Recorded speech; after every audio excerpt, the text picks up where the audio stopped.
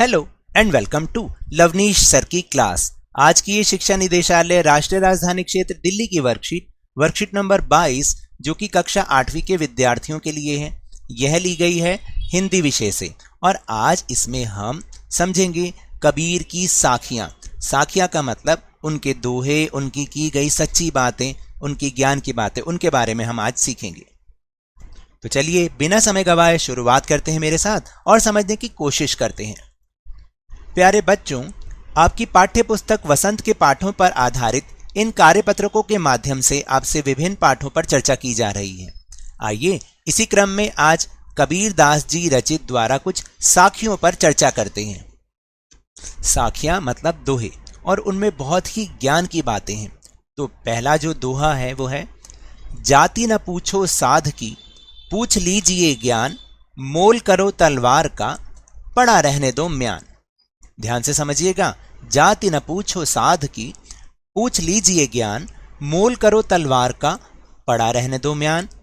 और उसके बाद दूसरा है कि आवत गारी एक है, उलटत होई अनेक, कहे कबीर नहीं उलटिए, वही एक की एक। देखिए बहुत अच्छी, बहुत ज्ञान की बातें हैं। इनका क्या मतलब है समझ लेते हैं। पहले जो सबसे पहले वाली साखी थी उसके बारे में समझते हैं।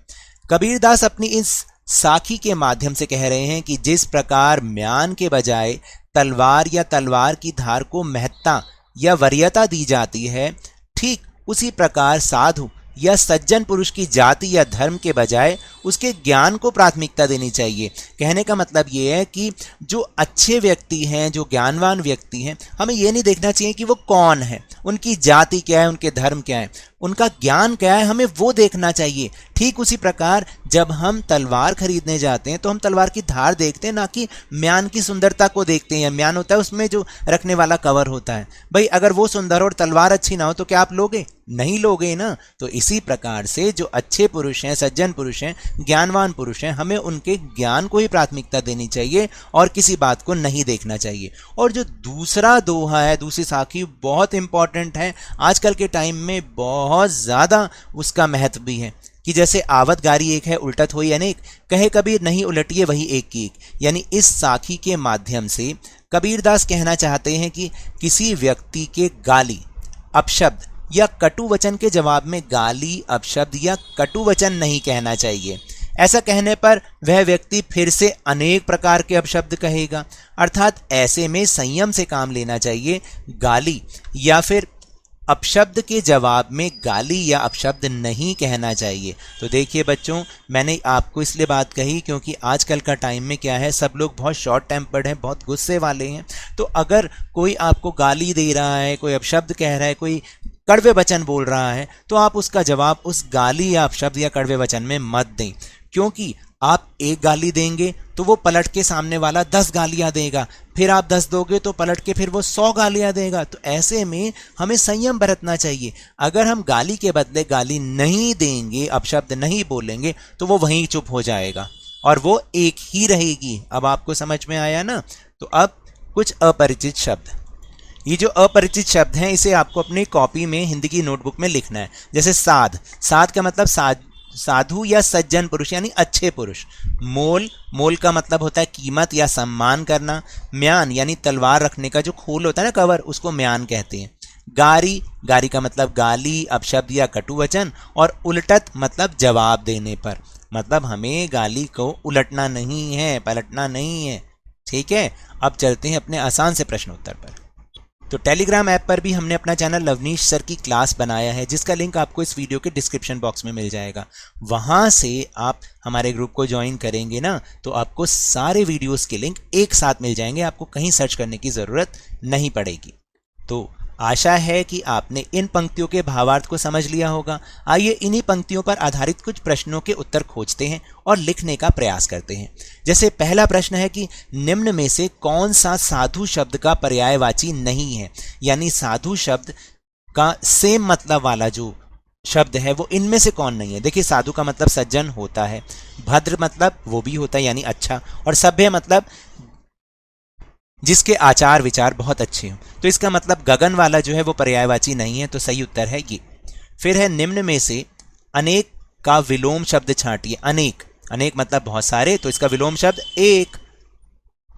फिर उसके बाद के प्रश्न अब मैं आपको दिखा रहा हूं। तो प्रश्न नंबर 3 है कि कबीर दास जी के अनुसार सज्जन पुरुष की पहचान किस प्रकार की जानी चाहिए।